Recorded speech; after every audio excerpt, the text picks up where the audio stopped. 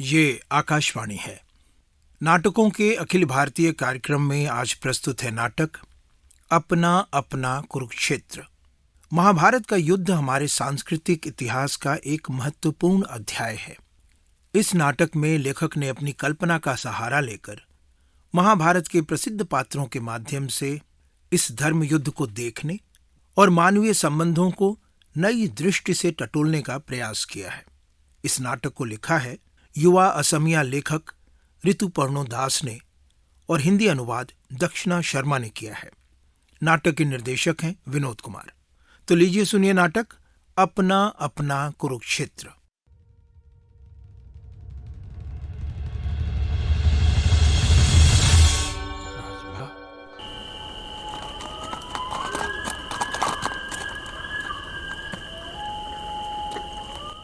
युद्ध भूमि में युद्ध के उपरांत रात्रि का अंधकार कितना गहन और भयावह हो जाता है मित्र।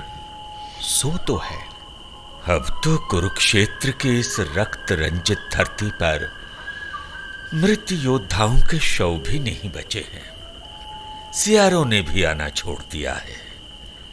यत्र तत्र पड़े खंडित शस्त्रों, टूटे रथों और मृत अश्वों के अवशेष भर रह गए हैं।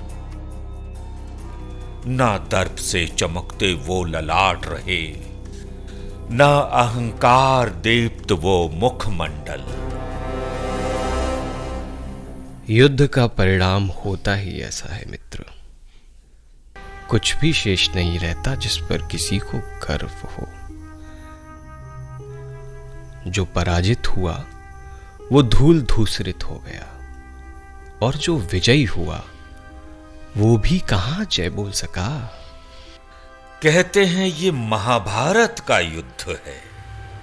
इसमें धर्म के पक्ष की विजय हुई। क्या यही सत्य है? हां मित्र, यही सत्य है। वरना महापराक्रमी कौरवों के सेनापति भीष्म पितामह यूं शरशैया पर न लेटे होते।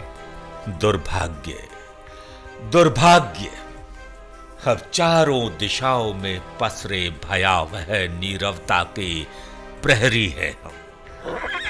पल के निद्रा के भार से दबी जा रही हैं, किंतु सो भी नहीं सकते। और जागते हुए भी भीष्म पितामह को पल पल मृत्यु के दलदल में समाते हुए देखने की असहनीय पीड़ा भोगनी पड़ रही है। मित्र, अब तो मात्र कुछ ही दिनों की बात है। माघ माह के शुक्ल पक्ष की अष्टमी तिथि आने को है। भीष्म पितामह देह त्याग देंगे।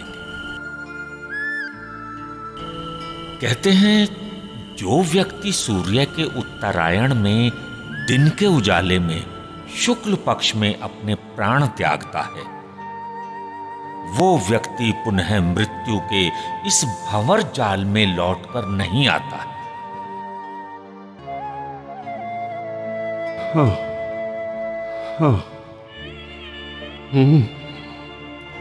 माते, लगता है पितामह पुनः प्रलाप करने लगे हैं।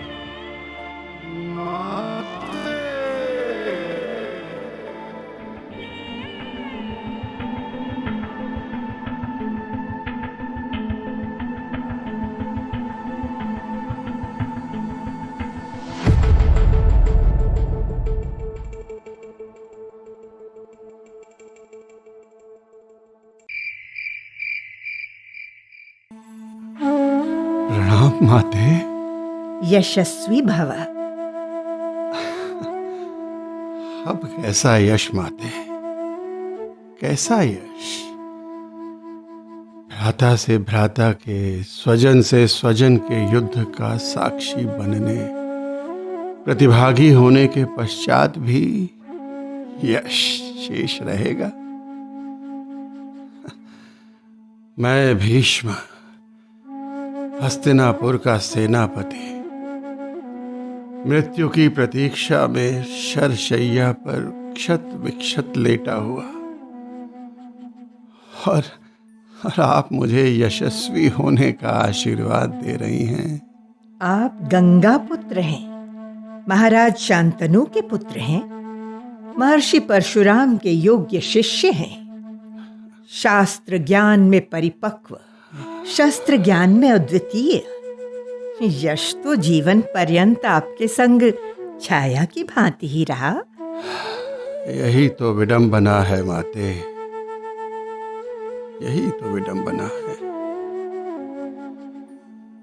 आपको यहाँ अपने समक्ष देखकर एक जिज्ञासा उठी है माते। महाराज पांडु के अंतिम संस्कार के पश्चात जब व्यास ने आपको चेतावनी दी थी कि राजवंश में विनाश होने वाला है और आप इस महायुद्ध को सहन नहीं कर पाएंगी,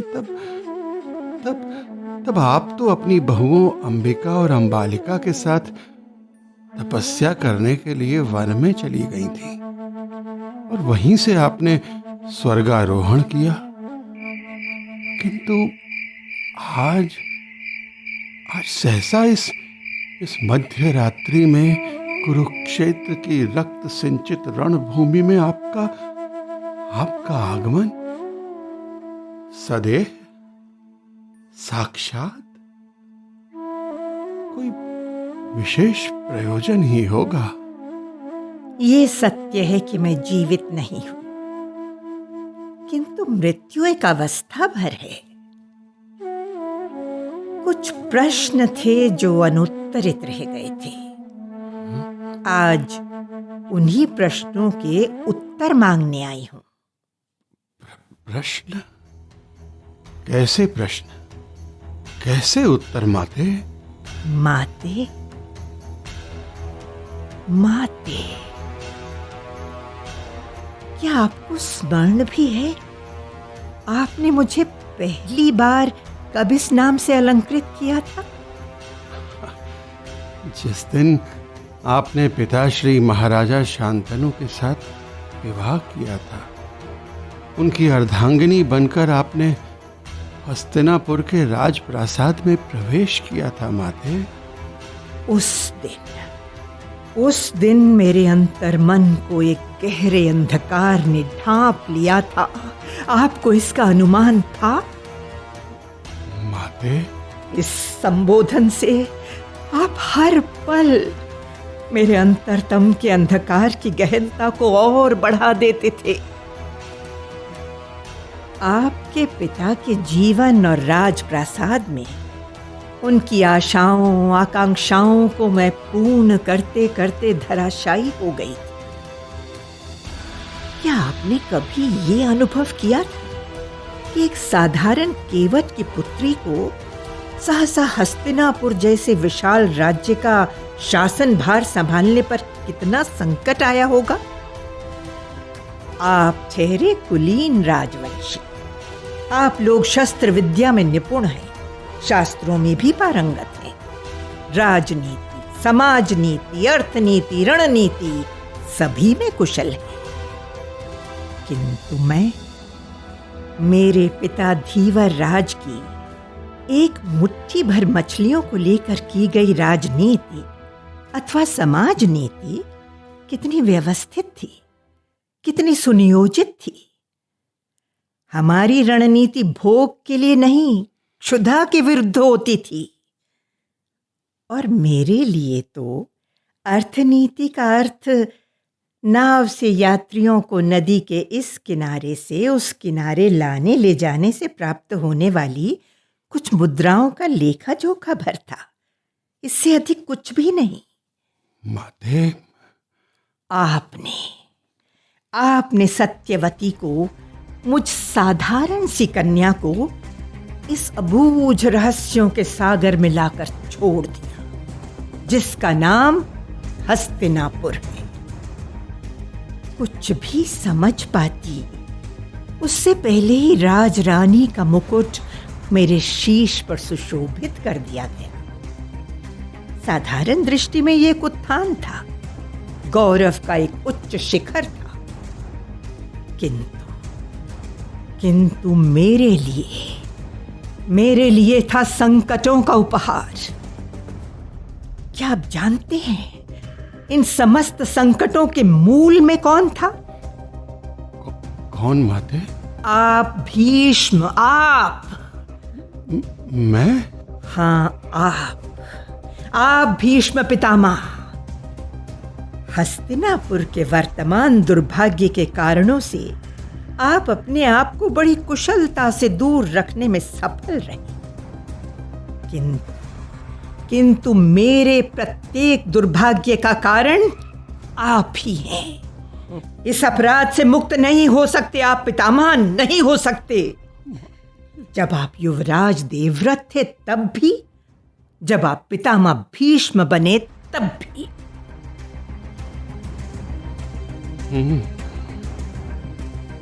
हाँ, तो आप अपने भाग्य दोष का कारण इस भाग्यहीन भीष्म को मानती हैं, जो अपने ही दुर्भाग्य से मुक्त नहीं हो सका है। मुझे दोष मत दीजिए भीष्म, अपने दुर्भाग्य के रचयिता आप स्वयं हैं। दुर्भाग्य रचयिता? हम सभी अपने अपने श्रापों से मुक्ति के प्रयासों में लिप्त हैं।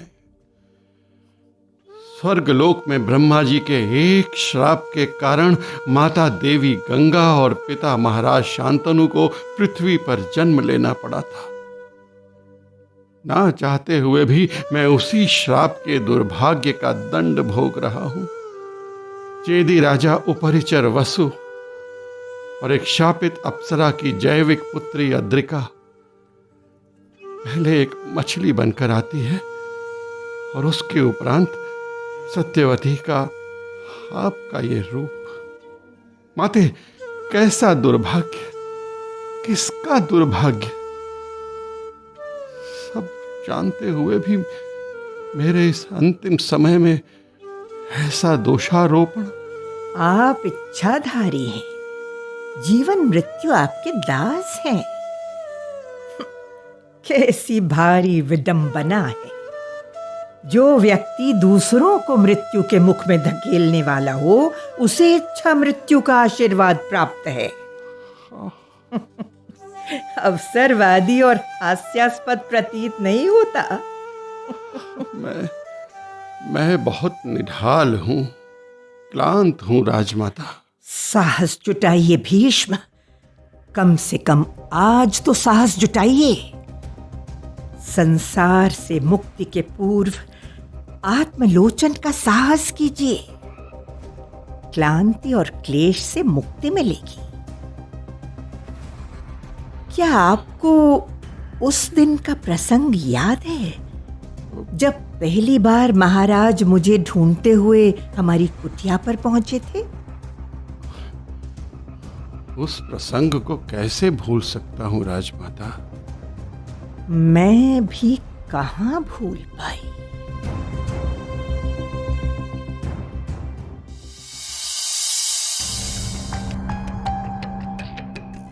अब क्या होगा पिताश्री? बेटी,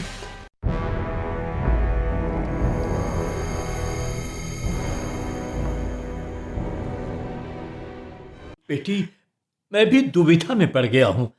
महाराज शांतनु अतिथि कक्ष में बैठे मुझसे उत्तर की प्रतीक्षा कर रहे हैं। मैं उस बूढ़े आदमी से विवाह नहीं करूंगी पिताश्री, चाहे उसके लिए अपने प्राण ही क्यों ना त्यागने पड़े। धैर्य रखो सत्यवती, धैर्य रखो। यदि आपको अपनी पुत्री से प्रेम है तो शीघ्र कुछ उपाय सोचिए पिताश्री।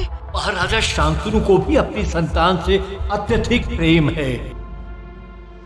सत्यवती, संतान प्रेम की याद दिलाकर तुमने मुझे उचित समय पर सर्वाधिक उचित तीर हाथ में दे दिया है। पुत्री, तूने मुझे उस दिव्य अस्त्र की याद दिला दी जो राजा के इस अनुचित प्रस्ताव का सामना कर सकता है। युवराज देवव्रत। युवराज देवव्रत। देवव्रत? हाँ, देवव्रत। महाराजा शांतनु की एकमात्र संतान, हस्तिनापुर के भावी भाग्य नियंता देवव्रत। कुछ ही दिनों पूर्व महाराजा शांतनु ने युवराज देवव्रत का राज्याभिषेक किया है। प्रभु, आपने बड़ी सहायता की है प्रभु, बड़ी सहायता। मैं समझ नहीं पा रही हूँ पिताश्री। सत्यवती मेरी पुत्री, इसमें कोई संदेह नहीं है कि देवव्रत ही भविष्य में हस्तिनापुर के राजा होंगे। 7 संतानों की असमय मृत्यु के पश्चात महाराज शांतनु ने रानी गंगा को त्याग कर अपने पुत्र देवव्रत को पाया। देवव्रत, राजकुमार देवव्रत के प्रति राजा के हृदय में अगाध प्रेम है। इसके अतिरिक्त राजकुमार देवव्रत शास्त्रों के महान ज्ञाता हैं, राजनीति के अपने ज्ञान में अद्वितीय है और अस्त्र शस्त्र की शिक्षा स्वयं महर्षि परशुराम ने प्रदान की है। ऐसे गुणवान पुत्र को सिंहासन से हटाकर यदि तुम्हारे पुत्र को उस राज सिंहासन पर आसीन करने की शर्त हम महाराज के सामने रखेंगे तो वो जिस मार्ग से आए थे उसी मार्ग से लौट जाएंगे। माता सरस्वती ने तेरे स्वर में ये उपाय बताया है और ऐसा सहज मार्ग दिखा दिया। पुत्री, तुम यही रुको। जी पिताश्री। मैं अभी उनके प्रस्थान की व्यवस्था करके आता हूं।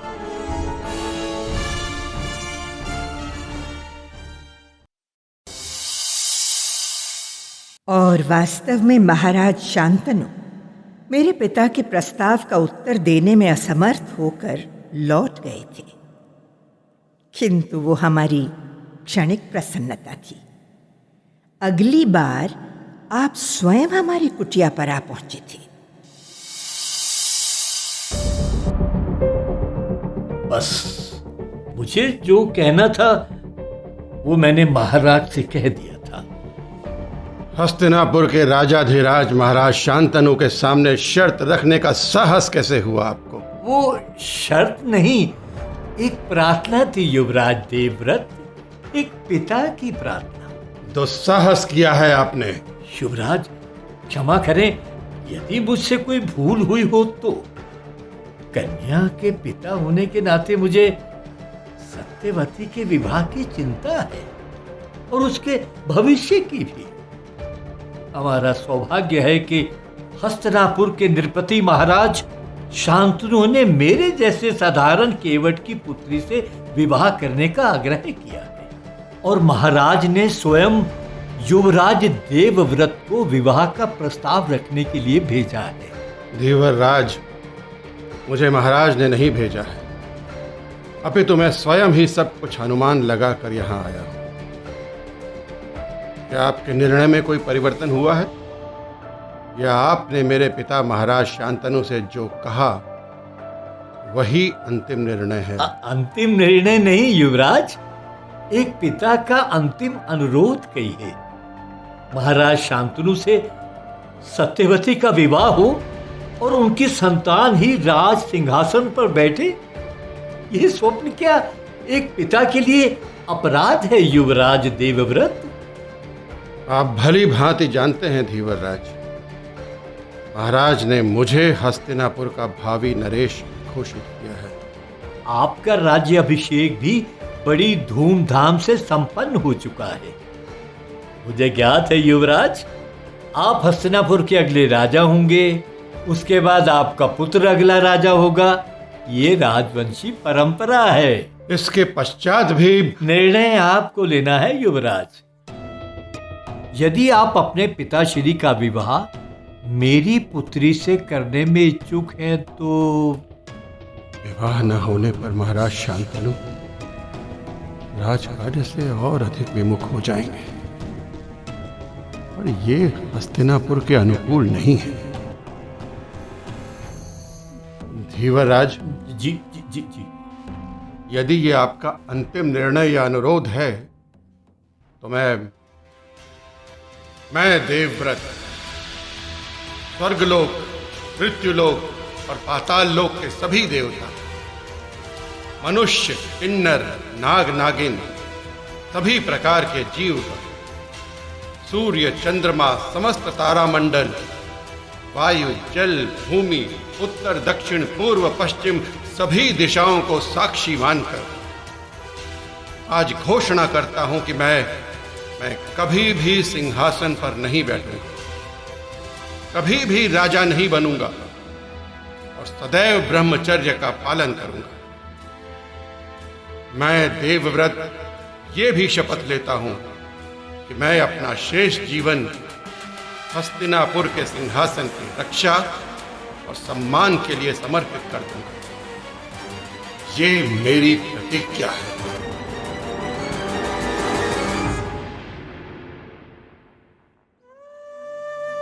विचित्र, मैं प्रतिज्ञा कराया और हम में से कोई भी आपके पिता की बुद्धिमत्ता को नहीं जान पाया। मैं तो ये सोच रहा था कि आपके पिता की दृष्टि हस्तिनापुर के राज सिंहासन पर गड़ी है। इतिहास ने मेरे पिता को लोभी और अवसरवादी कहकर कलंकित किया था, लेकिन वो उस दिन एक घोर अंधकार और भय से मुक्ति का आनंद मना रहे थे। किंतु भाग्य का उपहास देखिए, विधाता ने मेरे द्वारा ही जगत के सर्वश्रेष्ठ राजकुमार को सदा के लिए अक्षम और अनुपयोगी बनाने का संयोग कर रखा था। राजमाता, मैं आपका तात्पर्य नहीं समझ पाया। अक्षम और अनुपयोगी? और नहीं तो क्या। जब आपको युवराज घोषित किया गया तो तीनों लोकों में प्रसन्नता की लहर चल पड़ी थी। गंगा पुत्र देवव्रत की बराबरी करने वाला कोई नहीं था, कहीं भी नहीं था। सभी ने एक मत होकर स्वीकार किया था कि हस्तिनापुर के सिंहासन को एक योग्य और सच्चे राजा की प्राप्ति होगी। लेकिन आपने क्या किया? कभी विचार किया आपने? मैंने विचार करना था। अवश्य करना चाहिए था। एक योग्य युवराज की सभी संभावनाओं को धूल धूसरित करके हस्तिनापुर के सिंहासन को एक श्रेष्ठ राजा से वंचित करके आप अपने वृद्ध पिता की इच्छा कामना को पूरा करने के पक्ष में खड़े हो गए। मेरे पूज्य पिता को बार बार वृद्ध वृद्ध कहकर अपमानित करना अनुचित है माता। क्या आपने हस्तिनापुर के राज सिंहासन को त्याग कर उचित किया? क्या हस्तिनापुर के हितों के प्रति एक युवराज का उपेक्षित रवैया उचित था? मैंने जीवन भर हस्तिनापुर के सिंहासन की रक्षा की है राजमाता। पूरी निष्ठा से हस्तिनापुर के सेनापति का दायित्व निभाया है। सेनापति सेनापति ही होता है, राजा नहीं। ये दुर्भाग्य है कि जिसे एक राजा बनना था उसने सेनापति बनना स्वीकार किया, और उससे भी अधिक दुर्भाग्य ये है कि उसे सेनापति बनने पर गर्व है। देश मात्र युद्ध जीतने से ही समृद्ध नहीं होता है। देवव्रत ने भीष्म बनकर हस्तिनापुर की प्रजा को क्या दिया? निरंतर चिंता, घोर अनिश्चितता, अनवरत युद्ध। इस महायुद्ध में कुरुक्षेत्र की धरती पर लगे लाशों के अंबार के लिए कौन उत्तरदायी है? मेरे विचार से इस महायुद्ध में सैकड़ों शूरवीरों की मृत्यु का कारण आप हैं भीष्म, आप। माते, आपने अपने पुत्र धृतराष्ट्र की राजनीतिक दृष्टिहीनता और गांधार नरेश शकुनी के कुटिल षड्यंत्र को अनदेखा कर दिया। दोष उनका है। होगा, किंतु आपसे अधिक नहीं। एक आर्य पुत्र ने, एक युवराज ने अपने पुत्र धर्म का पालन करने के लिए जो भूल की, उसी भूल का परिणाम है ये महाभारत। हस्तिनापुर के मुख्य संरक्षक के रूप में अनुचित घटते हुए देखकर भी आंखें फेर लेने का परिणाम है ये महाभारत। अधर्म को रोकने के स्थान पर हस्तिनापुर के मुख्य सलाहकार के मौन रहने का परिणाम है ये महाभारत। ये सत्य नहीं है माते, नहीं, सत्य नहीं है। मैंने समय पर सभी अन्यायों का विरोध किया है। मौखिक विरोध? राजतंत्र में मात्र मौखिक विरोध से दशा और दिशा नहीं बदलती। गुरु परशुराम के शिष्य का अर्जित शस्त्र ज्ञान कहां गया? व्यर्थ था वो। परंतु शस्त्र विद्या तो आत्मरक्षा के लिए है माते। तो ये कुलवधु द्रौपदी का ही दोष था कि आत्मरक्षा के लिए उसके पास शस्त्र नहीं थे। उसे विश्वास था आप पर, पितामह भीष्म की सुरक्षा आश्रय पर। किंतु मिला क्या? उसे मिला भरी राजसभा में नग्न होने का अपमान।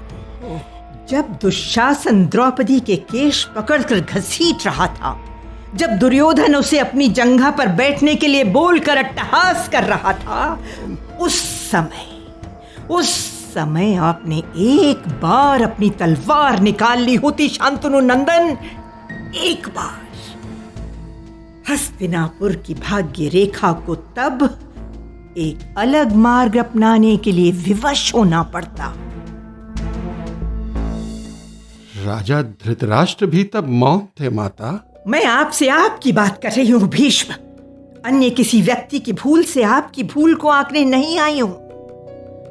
मैं आपके महामौन पर उंगली उठा रही हूं। क्यों मौन रहे आप? क्यों? राजा के सामने ऐसा व्यवहार देशद्रोह के समान होता है। धर्मराज युधिष्ठिर ने अपनी पत्नी को स्वयं जुए में लगाया था, वो मौन थे। द्रौपदी के शक्तिशाली पति धनुर्धर अर्जुन और महाबली भीम भी मौन थे। नीति कहती क्या है कि पुत्र वधू पर अत्याचार होते देखना, उसे सार्वजनिक रूप से नग्न करना नीति है? नारी का अपमान नीति हो सकती है कभी? नहीं हो सकती, नहीं हो सकती। किंतु दोष मात्र मुझ पर ही क्यों? मंत्री विदुर, कुलगुरु कृपाचार्य, आचार्य द्रोण कोई भी ज्ञान अथवा बल में कम नहीं थे। वे भी मौन थे, सब मौन थे। वो युवराज नहीं थे, वो भरत वंश के नहीं थे। वो राज्य के लिए प्रतिबद्ध थे, राजवंश के सम्मान के लिए नहीं।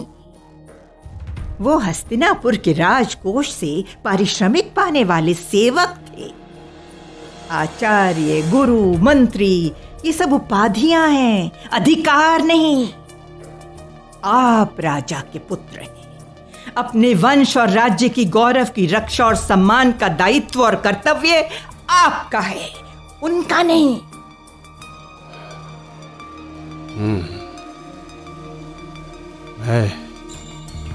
मैं तो आजीवन वंश की रक्षा सम्मान के लिए वचनबद्ध हूं। हस्तिनापुर की सुरक्षा के लिए ही मैंने सिंहासन पाने के क्षुद्र स्वार्थ का त्याग कर दिया। यही तो अनर्थ हुआ है देवव्रत, यही तो अनर्थ हुआ, भीषण अनर्थ। आपने अधिकारों के अधिकार को ही अस्वीकार कर दिया। आपने अपने पिता के क्षणिक व्यक्तिगत स्वार्थ के लिए अपना सिंहासन, अपने अच्छे शासन के अधिकार का परित्याग कर दिया। आपको हस्तिनापुर के भाग्य से खेलने का अधिकार किसने दिया? आपने हस्तिनापुर के सिंहासन के लिए अपनी अयोग्यता सिद्ध कर दी भीष्म, अयोग्यता। हस्तिनापुर को आभास हो गया था कि आपके साथ उसका भविष्य अंधकारमय है। वर्तमान की समस्त घटनाओं, कौरवों और पांडवों के मतभेद, ये महाभारत, सब कुछ नियम के नामांतर मात्र है। इतना विष, आपने अपने हृदय में इतने समय से इतना विष भर रखा था माते। मेरे पास अन्य विकल्प नहीं था। राजमाता हूं मैं, पर एक नारी भी तो हूं। जिस हस्तिनापुर ने मुझे राजमाता का मुकुट पहनाया, उसी हस्तिनापुर में कुलवधू द्रौपदी का चीरहरण हुआ। हिडिंबा को अनार्य कहकर वन में ही छोड़ दिया।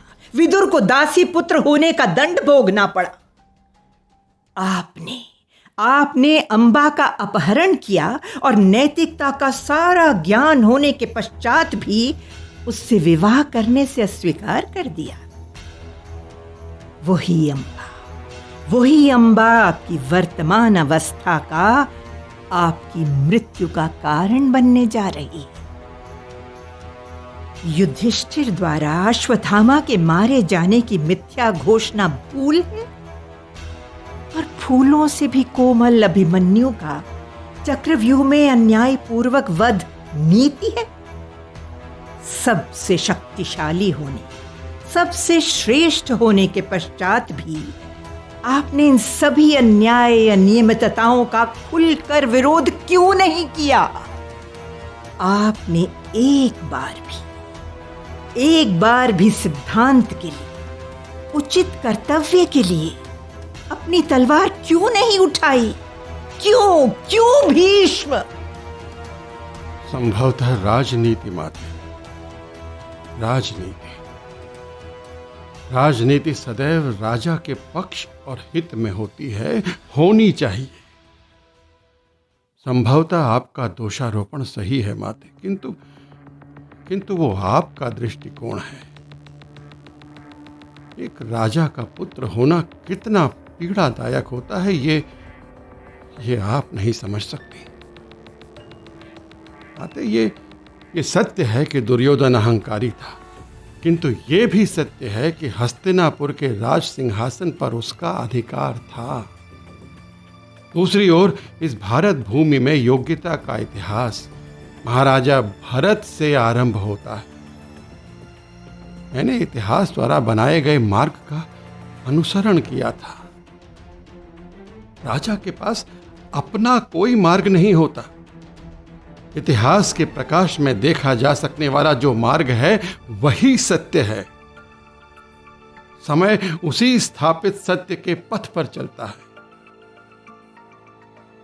यह भी सत्य है कि इतिहास को परिवर्तित करने की आवश्यकता है, किंतु ये आंधी के विपरीत चलने जैसा है। एक डग आगे तो 10 डग पीछे हटने की व्यवस्था के समान है ये।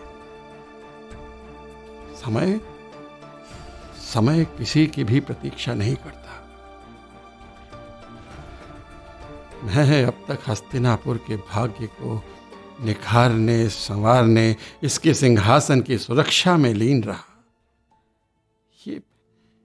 ये मेरी भूल थी माते। भूल आपके आंतरिक और बाहरी अस्तित्व के बीच निरंतर संघर्ष की थी।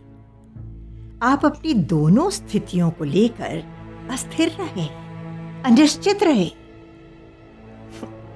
बाहर से आप सेनापति के रूप में कौरव को सही मानते रहे, किंतु आपका अंतर्मन पांडव को सही ठहराता रहा।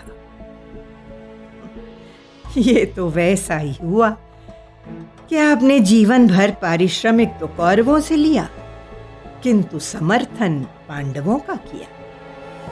क्या आपके इन आदर्शों ने भारत की भावी पीढ़ी को अवसरवादिता का पाठ नहीं सिखाया?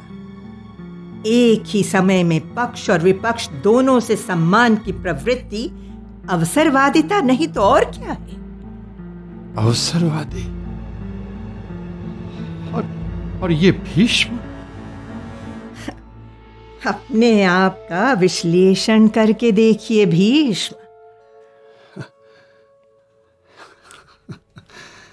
आपने मुझे इस अंतिम क्षण में अपने जीवन के सभी निर्णयों की समीक्षा करने का अवसर दिया है, किंतु मुझे प्राप्त क्या होगा? सुधार करना भी चाहूं तो समय कहां शेष है माते? सुधार का संयोग तो कब का निकल चुका है पुत्र। नीति हो या प्रयास, त्रुटि पुनः त्रुटि को ही जन्म देती है। यदि आप कुछ कर सकते हैं तो अपने त्रुटि रहित ज्ञान को शेष कौरवों और पांडवों के साथ साझा करें।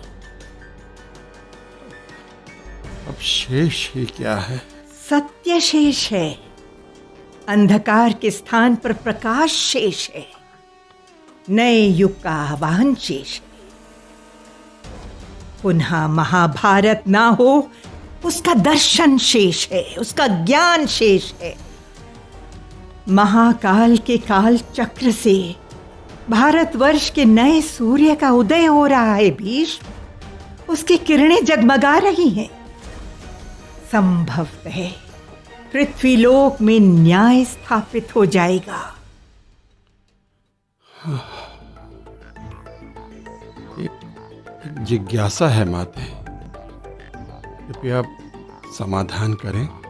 देवव्रत की जिज्ञासा या महारथी भीष्म की जिज्ञासा या पितामह की जिज्ञासा? पक्ष और विपक्ष के बीच खड़े सैनिक की जिज्ञासा। हस्तिनापुर की वर्तमान स्थिति के लिए कौन उत्तरदायी है? बता चुकी हूं, पुनः कहती हूं। समय संभवतः राजा को ही उत्तरदायी मानेगा मेरे पुत्र। और आप? मैं? मेरे लिए हस्तिनापुर के इस दुर्भाग्य का एक ही कारण है, देवव्रत का भीष्म होना।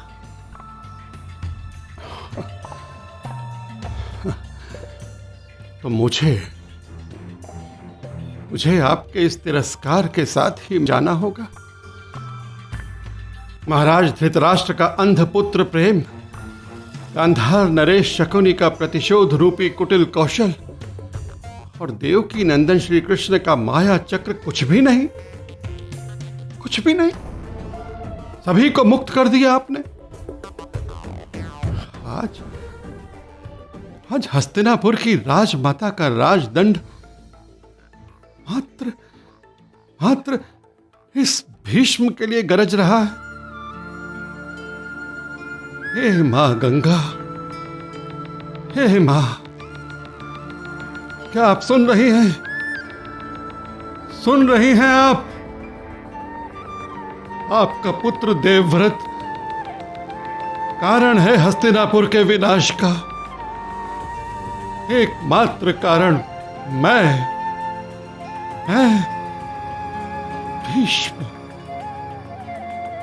आपका पुत्र देवव्रत हस्तिनापुर के विनाश का एकमात्र कारण है। इसने अपना पूरा जीवन हस्तिनापुर के लिए बलिदान कर दिया। वो विनाश का एकमात्र कारण है। अंतिम क्षणों में ये अभियोग, हतभागी हूं मैं आपको दंड देने नहीं आई थी, मैं आपको मात्र आत्मविश्लेषण के लिए कहने आई थी। इतिहास एक दिन सबको अपनी दृष्टि से देखेगा। अपनी आंखें बंद कीजिए और अपने हृदय में झांकिए, सब कुछ दिखेगा, सब कुछ सुनाई देगा। हृदय मिथ्यावादी नहीं होता है। भीष्म, हम सबके भीतर भी तो एक कुरुक्षेत्र है। हम सबका अपना अपना कुरुक्षेत्र, जहां निरंतर पक्ष विपक्ष का द्वंद्व चलता रहता है। जय पराजय वहां भी है। रहा इस युद्ध का परिणाम, तो युद्ध ना किसी को फला है कभी, ना फलेगा। इस युद्ध में भी जय नहीं, हम सब की पराजय ही हुई है पुत्र। मेरे प्रति द्वेष भाव मत रखिएगा। मैंने भी नहीं रखा आपके प्रति। परलोक की सुखद यात्रा का आशीर्वाद ले। प्रणाम। यशस्वी भवा। अतीत का कौन सा पृष्ठ खोल कर रख दिया आपने माते। आपने इस भीष्म को अभिशप्त कर दिया माते, अभिशप्त कर दी माते। राज माते, राज माते, माते।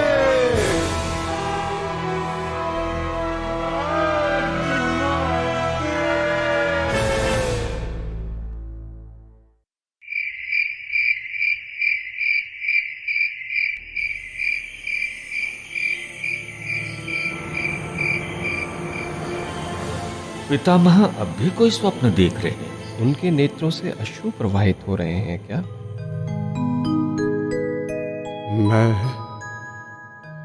मैं देवव्रत, स्वर्गलोक, मृत्युलोक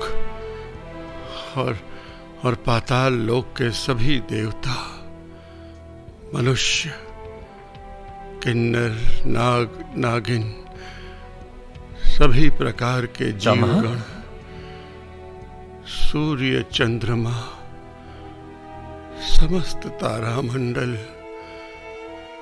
वायु, जल, भूमि, उत्तर, दक्षिण, पूर्व, पश्चिम, पितामह, सभी दिशाओं को साक्षी मानकर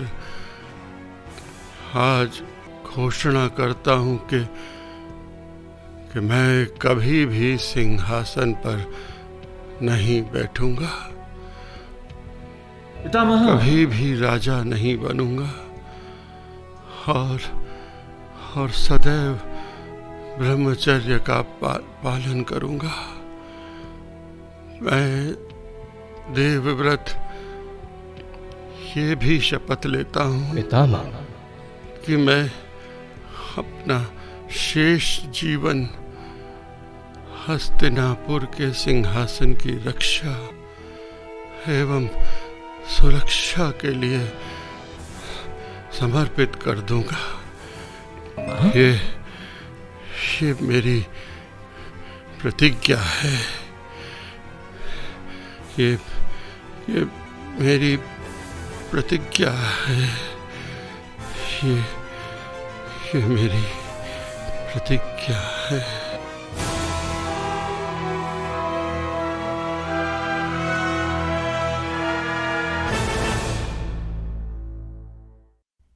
अपना अपना कुरुक्षेत्र। अभी आप युवा असमिया लेखक ऋतुपर्णो दास का लिखा ये नाटक सुन रहे थे। नाटक का हिंदी अनुवाद दक्षिणा शर्मा ने किया था। नाटक में भाग लेने वाले कलाकारों का भूमिका सहित परिचय इस प्रकार है। भीष्म पितामह की भूमिका में थे योगेंद्र टिक्कू, राजमाता सत्यवती, वीणा होरा, केवट यानी धीवरराज, कीमती आनंद। प्रहरी की भूमिका में थे सुनील लोहिया और राहुल दक्ष। नाटक के निर्देशक थे विनोद कुमार। इस नाटक के संबंध में आप अपनी प्रतिक्रिया हमें cdu.air@gmail.com पर भेज सकते हैं।